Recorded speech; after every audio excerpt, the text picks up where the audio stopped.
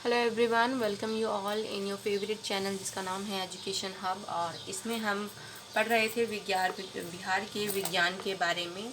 बिहार सामान्य ज्ञान मैं इसमें कवर कर रही हूँ और अब तक मैंने आपके प्राचीन काल और ऐतिहासिक काल को मैंने कवर किया था। और आज हम पढ़ेंगे प्राचीन बिहार में शासन प्रबंध कैसा था, मतलब कौन सा राजा कब आया, कौन कौन सा वंश चला, क्या क्या उस वंश में हुआ, वो सभी हम बताएंगे। कौन से राजा के अंडर में देश ने किस तरीके से अपने आप को विकसित किया और क्या क्या नई चीज़ें उभर के आई, तो वो सभी चीज़ें आज हम कवर करेंगे। तो प्राचीन बिहार के शासन प्रबंध में जो पहला शासन था वो था बृहद्रथ का वंशीय शासन। वो है बृहद्रथ का वंशीय शासन। सबसे पहला शासन किसका है? बृहद्रथ का। बृहद्रथ वंशीय शासन बोलते हैं हम उसको। बृहद्रथ वंशीय शासन के अंदर जो है हम बिहार के बारे में पढ़ रहे हैं। तो ऑब्वियसली बिहार में हमसे पहला कवर होगा हमारा मगध का। मगध में जो सबसे पहला राजा था जिसने शासन किया उसका नाम था चेदीराज। चेदीराज का उल्लेख मिलता है। मगध के अंदर जो पहला राजा था उसका नाम था चेदीराज। चेदीराज ने शासन किया था मगध में। चेदीराज वस्तु नाम है इसका। इसने शासन किया था मगध में बृहद्रथ वंशीय शासन के अकॉर्डिंग। उसके बाद बृहद्रथ का जो चेदीराजा के बाद मगध का राजवंश, मगध राजवंश में जिस राजा ने शासन किया वो था बृहद्रथ।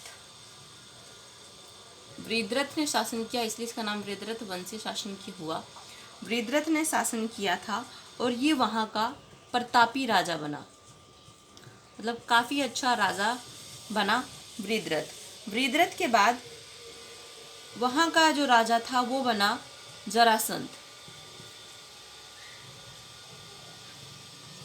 जरासंध कोई पहला राजा नहीं था वहाँ का। जरासंध वहाँ का 9वां राजा बना। मगध का 9वां राजा कौन बना? बृहद्रथ के बाद जरासंध। उसके बीच में भी और राजा आए, उन लोग का उल्लेख नहीं है, और अगर मिलेगा तो मैं डेफिनेटली आप लोग को बताऊंगी। लेकिन बृहद्रथ वंश का जो 9वां राजा था वो था जरासंध।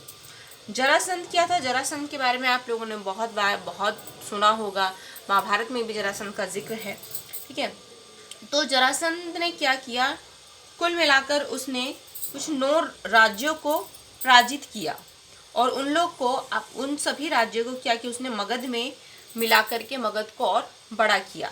अब उसने जिन जिन राज्यों को पराजित किया था उन राज्यों के नाम क्या थे देखिए। एक था गांधार, मद्र, काशी, कौशल। कौशल के बाद है चेदी, विदेह, अंग, बंग, उसके बाद कलिग, फिर है पांड्य और सौबीर। पांड्य और सौबीर टोटल 9 राज्य हैं। 1 2 3 4 5 6 7 8 9 10 11, सॉरी टोटल 11 राज्य हैं। इन 11 राज्यों को इसने हराया था, मतलब पराजित किया था। और पराजित करके इसने क्या किया? जरा इसको मगध में मिला लिया और मगध को क्या किया इसने? एक बड़ा सिटी बना दिया, बड़ा स्टेट बना लिया, ठीक है। इसको आप नोट डाउन कर लीजिए। उसके बाद क्या हुआ? अब भाई जिंदगी दी है भगवान ने तो मृत्यु भी देगा। तो जरासंध भी एक बार मर गया और उसके बारे में तो आप सब जानते हैं कि वो कब मरा था। भीम ने उसको मारा था महाभारत में, जो हमें दिखाता है कि उसकी जांघें उखाड़ के उसको दोनों साइड फेंक दिया था, कुछ उस तरीके का। अब तो उसमें जब जरासंध की डेथ हो गई, आफ्टर डेथ ऑफ जरासंध, अब जरासंध की जब डेथ हो गई तो डेफिनेटली कि वहाँ का राजा कोई और बनेगा। तो उसके बाद वहाँ का राजा बना कौन? सहदेव। सहदेव वहाँ का राजा बना। और सहदेव जो है टोटल सहदेव को मिला करके वहाँ पर टोटल 32 राजाओं ने शासन किया, 32 राजाओं ने शासन किया वृहद्रथ वंश में। उसके बाद 727 ईस्वी में वृहद्रथ शासन जो है वह खत्म हो गया। वृहद्रथ वंश जो है वो अंत हो गया। अब जब एक शासन का अंत होता है तो डेफिनेटली दूसरा शासन भी आता है, ठीक है, दूसरा शासन भी आता है। लेकिन जब यह अंत हो रहा था तो उस वक्त वहाँ का राजा कौन था? 727 ईसा पूर्व में वृहद्रथ वंश का अंत तो हो गया, लेकिन वहाँ का लास्ट राजा भी कोई रहा होगा। तो वहाँ का लास्ट राजा था रिपुंजय। स्पेलिंग देख लेना भैया, रिपुंजय। रिपुंजय था। रिपुंजय अपने आप नहीं मरा था, उसकी हत्या कर दी गई थी, क्योंकि भाई इतने किलर अवेलेबल हैं, शुरू से ही अवेलेबल हैं, आज की तो नई बात नहीं है। आजकल तो एक न्यूज़ चल रही है दैट श्रद्धा केस मर्डर वाला, है ना। तो उसी तरीके से चलिए, ये तो एक जिहाद वाला मामला है, उस पर ज़्यादा टिप्पणी नहीं करते हैं। तो ये रिपुंजय था लास्ट राजा, जिसको मार डाला था एक मंत्री ने। इसका मर्डर हुआ था और उसका मर्डर किया किसने था? एक मंत्री ने, मंत्री मलिक ने।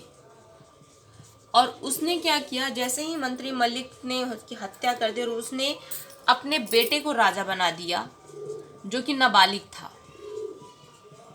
बेटे को किंग बनाया जो कि नाबालिग था।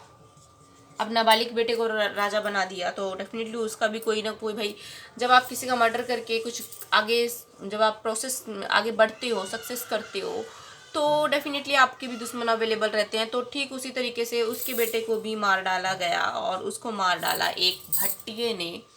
भट्टिया था, भट्टिया शायद प्रजाति होगी, मैं इसके बारे में श्योर नहीं हूँ, पर भट्टिये है। उस भट्टिये ने उसको मार डाला और वो खुद राजा बना। भट्टिया खुद राजा बन गया और भट्टिया खुद राजा बनने के बाद उसके बेटे ने उसका बेटा राजा बना और उसके बेटे का नाम था बिंबिसार। बिंबिसार के बारे में सब कोई जानते हैं, सबने पढ़ा हुआ है, लेकिन इसके बारे में और भी डिटेल में आपको आगे पढ़ाऊंगी, अभी बाकी है। अभी तो सिर्फ क्या कहते हैं पिक्चर अभी बाकी है, अभी क्या है, ट्रेलर है। बिंबिसार राजा बना और जैसे ही बिंबिसार राजा बना, और बिंबिसार था कौन? वो भट्टिये का पुत्र था। कौन से भट्टिये का पुत्र था? जिसने एक राजा को मार डाला, मतलब इन द सेंस के मर्डर, जिसने मर्डर किया उसके बेटे को मार डाला, लेकिन उसका बेटा भी एक तरीके से राजा बन चुका था जो कि नाबालिग था, ठीक है, पॉलिटिक्स में बहुत कुछ चलता है। तो उसका बेटा था बिंबिसार और भट्टिये ने अपने बेटे को बिंबिसार बनाया, बिंबिसार को राजा बनाया। और ये बिंबिसार जब राजा बना तो उसके बाद हर्यक वंश शुरू हुआ। वृहद्रथ वंश तो खत्म हो गया था, तो बिंबिसार जब राजा बना तो उस वक्त हर्यक वंश शुरू हुआ। हर्यक वंश शुरू हुआ। हर्यक वंश का पहला राजा था बिंबिसार।